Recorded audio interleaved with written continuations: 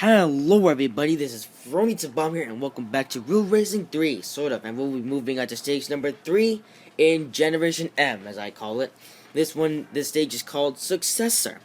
I'm glad you're here. You made the right choice. BMW want to celebrate both the Homage R and its predecessor, the 3.0 CSL. You've already proven the superiority of the 3.0 CSL, so let's focus on the new and improved.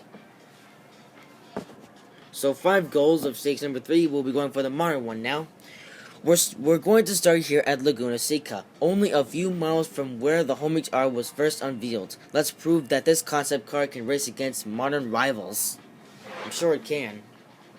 Of course, we have to download some assets. Why am I not surprised? So, I've taken a break, and now I'm back to do the thingy.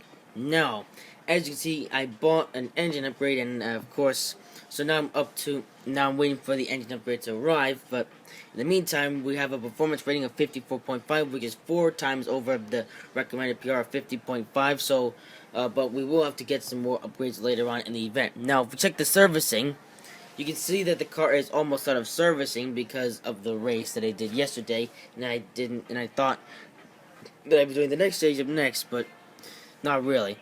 So basically what I'm going to do is I'm just going to do with this car, even if it gets into the red, I'm just going to keep completing goals until I can't complete a certain goal. Then I'll just put the car up on a service and then come back.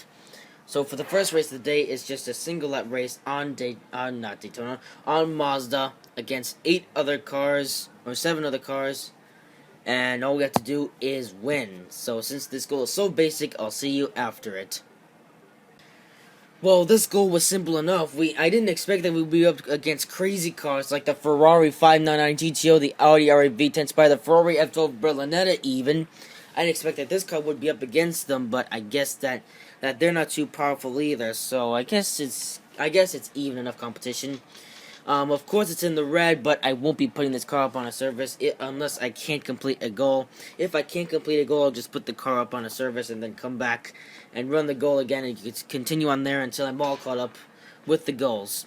As you can see, I have to do 3 stages, not today, but I'll try anyway. Now on to Indianapolis. The 3.0 CSL was all about man and machine, and the new Homage R has taken this to heart. Show off this relationship. Track control has been disabled. Complete this time trial in under 1 minute and 24 seconds. So all we have to do for this one is just a simple time trial, obviously with low amounts of service, which hopefully won't be too bad. It's on the road course. But then again, if I can't complete this time trial, I'll just service the car, come back, do it again, and be better at it. Coming to a close finish. There we go. So that one, I completed just under the limit. Look at this. 1 minute and 23.5 seconds. That's the risk that you take when doing a car without much servicing, but doesn't really matter. Well, it does matter. So I drove as fast as I could, and I completed just under the time limit, which was good. Good for me. Obviously, I'm last on the Friends leaderboard, but doesn't really matter. Friends leaderboard doesn't count in these special events. In fact, I don't think it really counts anywhere. All right, we can. Messenger is doing its thing. Hang on, I'm just gonna do not disturb because I don't want anyone disturbing me while I'm recording. No. So that was a simple goal. Goal couldn't be any simpler. So we've already completed 2 of 5 goals in stage number 3 with the car in the red.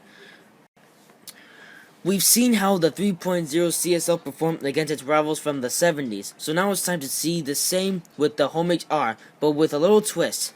Pick up 1,700 yards or 1,055 meters of slipstreaming and win this event. Only drafting behind an opponent will count. Oh. So only drafting behind an opponent. So we have drafting is back, critical condition, and oh, it's on the road course. I thought it was going to be on the speedway, but I guess the road course is better. Accumulate 1,700 yards of slipstreaming and win this event. As always, and since we're up against opponents, it's going to be interesting as the car is in the red. Here we go. So this is actually my second attempt at completing this event because the first attempt, since I was in the red, I couldn't compete at all. So I serviced the car, and now I am able to compete much better. And of course, you have to stay behind the guys for a while until you have accumulated all the draft that is required for this event. And once you've done that, you can overtake the leader and stay in the lead until the countdown ends and the event ends. And make sure you draft behind the leader for long enough to make sure that you have the 1700 yards of draft and stuff, and you get the idea. So here I am drafting behind him on the straight, and then I take the lead. Then I shall hold the lead for the rest of the race. Coming to the end. Yep. In the grass, and do a victory spin. Perfect. So this, yeah. So make sure you're in good service condition, so this way you can easily win the event, like I've done here. Doesn't work so well if your car is in the red.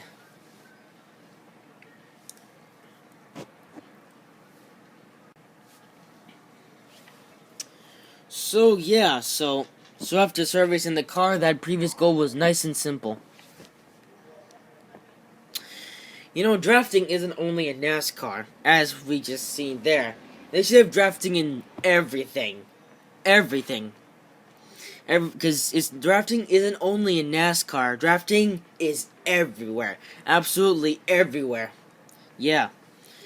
We want to get some nice shots of the home HR on Indianapolis. A photographer's car will be close by to take some shots, so make sure you don't collide with them. Keep within 35 yards. Alright, so this one is just a one lap around Indianapolis. It's on the speedway, and this one is stay 35 behind the lead car without colliding.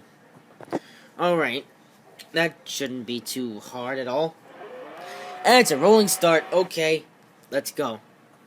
Well, this goal is going to be simple, so I'll see you after it. Yep, that goal was super incredibly easy. Just make sure your car has enough power and you're good at coasting at a steady speed to not get too far or too close. Because if you get too close, you'll crash into the back of the car, and if you get too far, you'll lose the ground and you'll just be left behind. Alright, final goal for stage number 3. Like the 70s classic, the Home HR is a nimble beast. Let's show how much 40 years of progress has brought us. Win this race against a horde of classic cars without colliding into any of them. Alright, so it's 2 laps of Indianapolis on which track? The road course, and it's win this race without any collisions against a NASCAR-style field of various cars from the 70s. I'm not surprised. So this isn't actually the start of the race. This is actually showing the final lap of the race. I'm only going to show you the final lap of the race because well, there's like 2.5 laps in this race. Like the first lap, which is lap number 0. Well, it's basically lap number 0. It's a rolling start, and you're basically starting on that straightaway of thingy. And then the first lap starts, and you've already gained some positions.